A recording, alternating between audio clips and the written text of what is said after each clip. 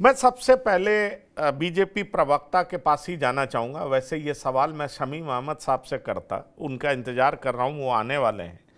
पर आलोक वर्मा जी, हुंकार भरा जा रहा मिस्टर योगी मैं आ रहा हूँ, ये आपके लिए खुशखबरी है या चुनौती है?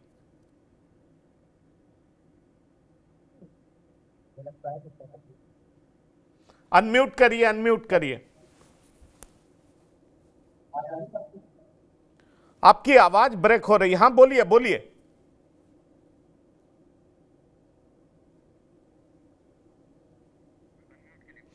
अनम्यूट करिए, अनम्यूट करिए, अनम्यूट करिए, अनम्यूट करिए।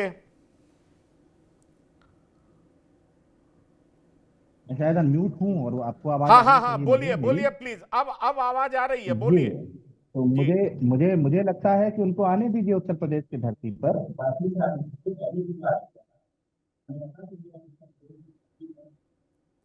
मैं पीसीआर से बोलता हूं, पीसीआर से बोलता हूं, आपकी आवाज को ठीक करें। फिर मैं आपके पास वापस लौट के आता हूं, आपकी आवाज आ नहीं पा रही है। मैं राजनीतिक विश्लेषक हैं सतीश प्रकाश जी, मैं आपके पास आना चाहूंगा। ये सीधा सीधा मुख्यमंत्री योगी आदित्यनाथ को चुनौती दे रहे हैं, अकबरुद्दीन ओवैसी। इस चुनौती को आप किस तरीके से देखते हैं? क्या इनकी राजनीतिक हैसियत उत्तर प्रदेश में इस तरह की है क्या कि मुख्यमंत्री योगी आदित्यनाथ को चुनौती दें, या ऐसा इसलिए कह रहे हैं क्योंकि मिस्टर योगी जो उन्होंने जिस भाषा का प्रयोग किया है, अपने वोट को अपने पक्ष में पोलराइज करने का प्रयास कर रहे हैं? उनको लग रहा है कि योगी आदित्यनाथ पर सीधे हमले का मतलब है कि मुस्लिम वोटों की गोलबंदी वो हमारे पक्ष में होगा। कैसे देख रहे हैं आप इसको? जी पंकज जी नमस्कार। देखिए पंकज जी, दो तीन चीजें हमने देखी हैं। दोनों दोनों वक्ताओं के आपने कहीं ना कहीं बयान सुनवाए, लेकिन दोनों में कहीं ना कहीं ऐसा तो नहीं है कि नूरा कुश्ती है। दोनों के चेहरे खिले हुए हैं। कहीं ऐसा तो नहीं है चुनौती का निमंत्रण ज्यादा हो, क्योंकि योगी जी जिस तरह की बातें रही और आज उनका चेहरे मुस्कुराते हुए उन्होंने कहा कि ठीक है हम देखेंगे। देखिए एक बात में आपको मानना पड़ेगा कि उत्तर प्रदेश में माननीय योगी जी की सरकार को लेकर के लोगों के मन में कुछ आशंकाएं पैदा हैं। रोज का रोज अलग अलग शहरों में अलग अलग घटनाएं हैं। जो एक सांप्रदायिक तनाव है वो भी चरम पे है। जातीय उन्माद भी लगभग लगभग चरम के ऊपर है। इतने सारे एनकाउंटर करने के बाद भी अगर सरकार की जो कानून व्यवस्था की स्थिति कोई बहुत बेहतर नहीं है। और एक सबसे बड़ा जो उत्तर प्रदेश में जो मुद्दा है कि हर घर में एक बेरोजगार बैठा है। योगी जी की सरकार लोगों को रोजगार देने में बिल्कुल सरासर नाकाम है।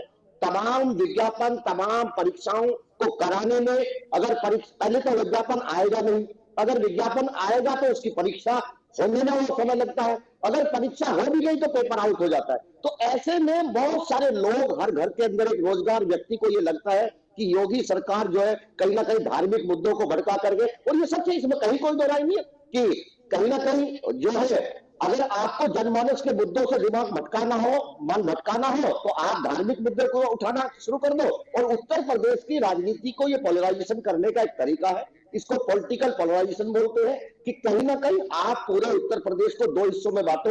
एक तरफ हिंदू रहेगा, एक तरफ मुस्लिम रहेगा। अब हिंदू मुस्लिम होते ही ना कोई बेरोजगार रहेगा, ना कोई कानून व्यवस्था की बात करेगा। सिर्फ वोट कहीं ना कहीं हिंदू और मुसलमान बनके ही वोट डालते रहेंगे। ये उत्तर प्रदेश के मतदाताओं का बहुत दुर्भाग्यपूर्ण है।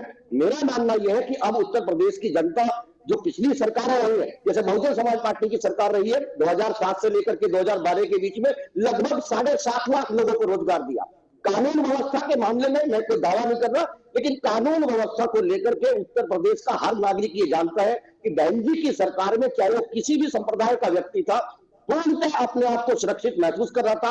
आपको यमुना एक्सप्रेस वे भी दिया, गंगा एक्सप्रेस वे की बात की, लेकिन उस तरह का दुर्भाग्य नहीं, रहा ठीक कि है, एनजीटी ठीक है। तमाम पर संस्थानों पर ने वही वही गंगा वही एक्सप्रेस वे को वही बनाने की मैं परमिशन आ रहा दी। हूं, इन सब चीजों के बारे में भी बात करूंगा, लेकिन मेरा पहला सवाल इसलिए ऐसा था क्योंकि अकबरुद्दीन ओवैसी सीधा चुनौती पेश कर रहे हैं किसके सामने? तो वो पेश कर रहे हैं मिस्टर योगी को। मिस्टर योगी मैं आ रहा हूं, मतलब चुनौती सीधा योगी आदित्यनाथ को। और यही बात मैं प्रवक्ता AIMIM, जो कि उत्तर प्रदेश के जनरल सेक्रेटरी भी हैं, शमीम अहमद साहब से जानना चाहूंगा कि दरअसल ये चुनौती योगी आदित्यनाथ के लिए है या ये चुनौती उन तमाम लोगों के लिए है जो मुस्लिम वोट बैंक को अपना वोट समझते हैं। उनको लगता है कि ये हमारा वोट बैंक है, ये हमें ही वोट करेगा। आप दरअसल चुनौती किसको पेश कर रहे हैं?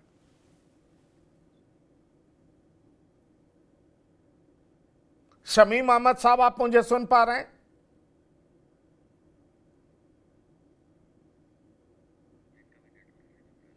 चलिए, इन तक भी आवाज नहीं पहुंच पा रही है। यही सवाल सुनील शुक्ला जी आपसे।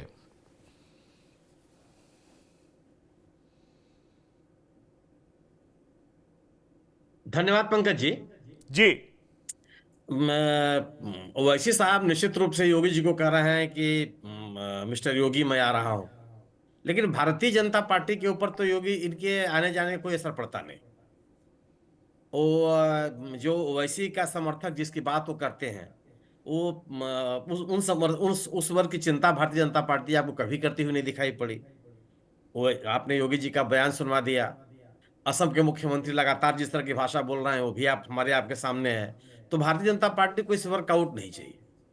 यह जरूर है कि ओवैसी साहब के आने से एक संदेश दिया जा सकता है कि जो अल्पसंख्यक मतदाता मुसलमान मतदाता है उसमें बिखराव हो।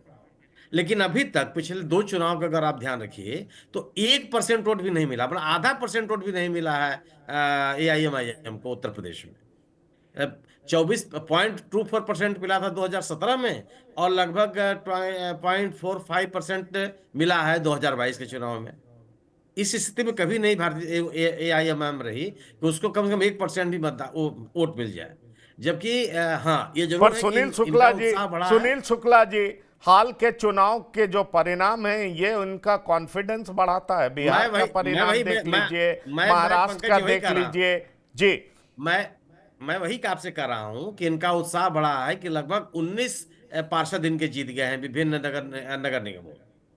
कोई नगर निगम इनके पक्ष में नहीं गया है।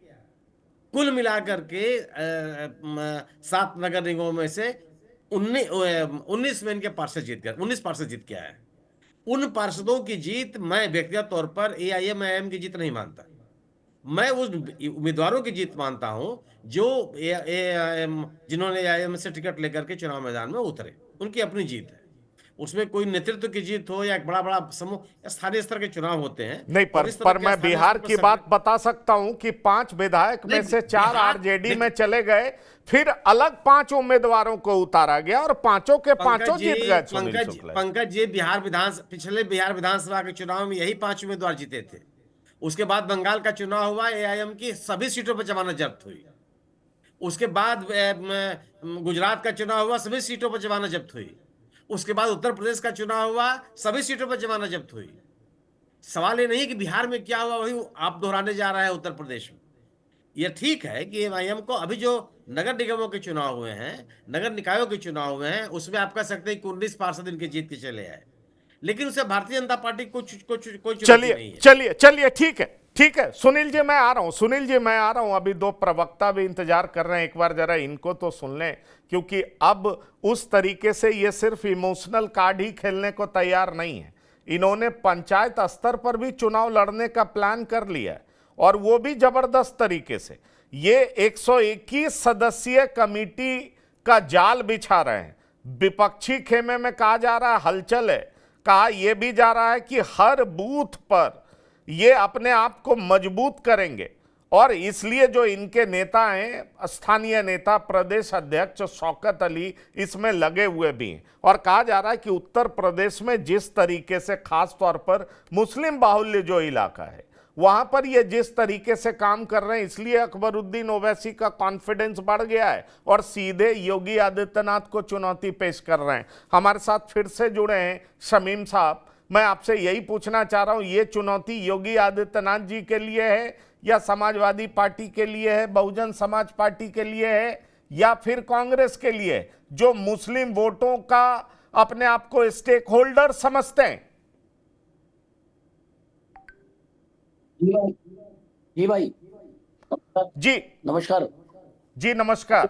एक तो हमारे सुनील शुक्ला जी जो अभी बोल रहे हैं, वरिष्ठ पत्रकार जी, मैं जरा सा उसमें थोड़ा सा उस टॉपिक पर बोलना चाहूंगा कि आपने मात्र 19 पार्षद बताए हैं, जबकि 126 पार्षद महाराष्ट्र में हमारे जीत कर आए।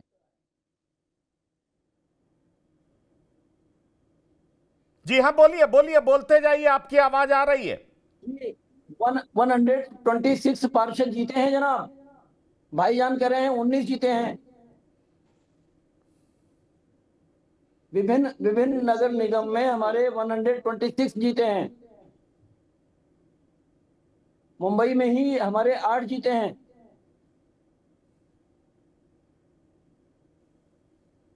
सुन पा रहे हैं आप? जी हाँ, बिल्कुल सुन रहे हैं, आप बोलते जाइए। सुनील शुक्ला जी भी सुन रहे हैं आपको। जी, एक तो पार्षद की संख्या बहुत कम कर दी। दूसरे ये आप जो बंगाल का इलेक्शन बता रहे हैं वो 5 साल पहली बात कर रहे हैं। रिसेंट बात करिए ना, बिहार में क्या हाल हुआ है। बिहार में हमारी एक सीट जो हमारी डिक्लेयर हो चुकी थी वो 381 के आसपास मतों से रिकाउंटिंग में हार गई। तो हमारी 7 सीटें हमारी लगभग जीत गई थी। 2 सीटें हम अनफॉर्चुनेटली बाद में हार गए और 3-5 विधायक हमारे रिगेन कर गए वहां पर। और जो विधायक हमारी पार्टी छोड़कर गए थे उनकी जमानत नहीं बची है, एक की भी जमानत नहीं बची है।